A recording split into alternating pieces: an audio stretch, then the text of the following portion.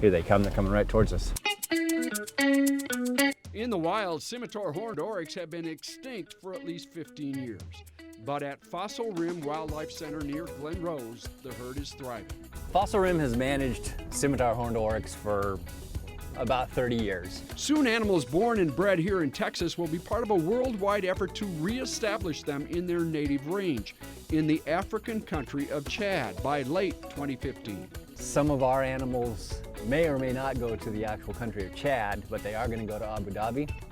And in Abu Dhabi, they will be part of what they're calling their world herd. On this day, 4 females have been separated from the herd, chosen to be part of the world herd because of their genetic diversity. The more broad that we can have that genetic basis, the more chance we have that that species is going to be able to survive without our intervention once it's back in the wild. Ideally, whenever we can share genetics like this with other institutions and other countries especially, that's a great way to make it more likely that that species is going to be able to survive.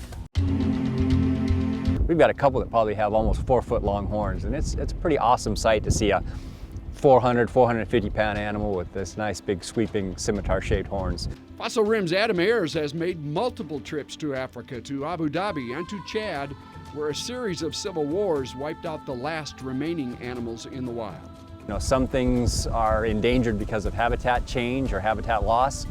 Scimitar habitat is still good. There's still a place for them to live. The Oryx project is thought to represent the biggest large animal reintroduction ever. There's a lot of reintroductions that involve birds and reptiles and fish and things like that, but as far as a big mega vertebrate like a scimitar, we're talking 500 animals over 5 years.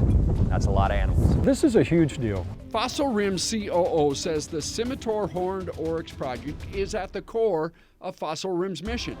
There are 50 different species roaming the 1,800 acres here, and many of them are endangered or extinct in the wild. It's rare that you get to actually send animals back to the wild or help send animals back to the wild. So this is kind of that holy grail of the conservation world, the wildlife conservation world. All of our Fossil Rim staff, all of our volunteers, all of our visitors are part of that conservation mission that we have, everyone.